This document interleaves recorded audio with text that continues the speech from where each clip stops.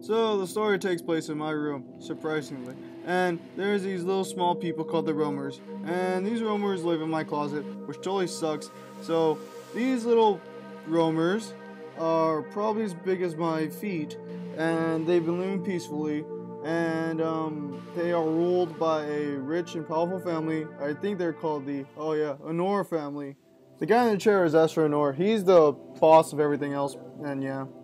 This guy's a baby. His name is Bard, and he's really sneaky, and he's, I guess, really smart. And then there's the old guy, Eagle. He is a warrior. Everyone loves him because he's very strong and whatnot, and he's fought in many wars. But yeah, he's very kind too. And his family is, like, awesome at everything.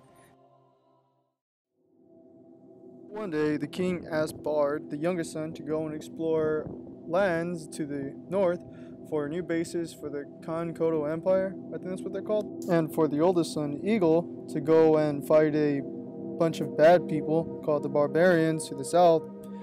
And then the dad, your king, gives his son his war gun from like all the old wars, and he's like, oh my god, it's so awesome. After Bard is done exploring, he chills out for a second, and then out of nowhere he sees a fire. Out of nowhere, right? Oh, yeah. Yeah, so he sees the fire, he goes over, and then he meets an old wizard man who says he knows him, but the wizard man gives him a rock, and Bard doesn't know what to do with a rock, but he takes it back home anyways. So yeah. So Eagle returns to his home, but then he notices something's off because there's some dude in the road, and he has a gun, and oh, okay, so he shoots the people. Oh my god, that's crazy. Alright, so he kills the driver and the passenger and they crash, and then the whole convoy is getting ambushed by this one guy, but it actually turns out to be a bunch of other guys, and they crash. Eagle gets injured and knocked out until another car smashes the convoy. It's like, oh my god, we're flipped. Yeah, so one of the Eagle's captains actually survives the crash of the cars, but he's unresponsive because of the crash. And then he sees the guy on the road that was killing all his men, and he overhears the guy from a distance, and he says, kill all the men.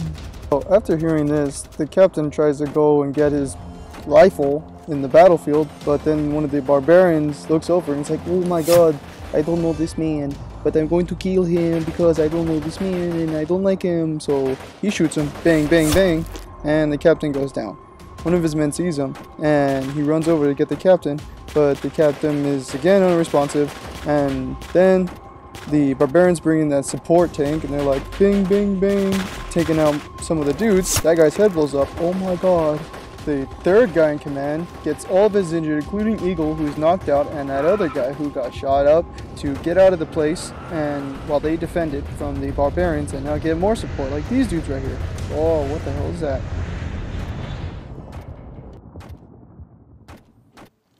Okay, so the remaining forces of Eagle's men are really tired because they have no backup and they're all surrounded, so it's just a bunch of wounded dudes. So what goes on later is that they surrender to the barbarians.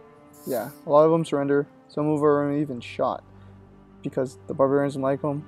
But the remaining dudes that didn't get killed are rounded up and taken to the new king, who surprisingly is Bard. Now, Bard becomes a new emperor of the land, and he says, join me and I won't kill you guys. But the dude's like, no, we fight for Eagle. So instead, Bard just kills them all. And that's about it from here. And so they all lived happily ever after. The end. So what do you think about it? Get this shit published or not? Michael? You mother...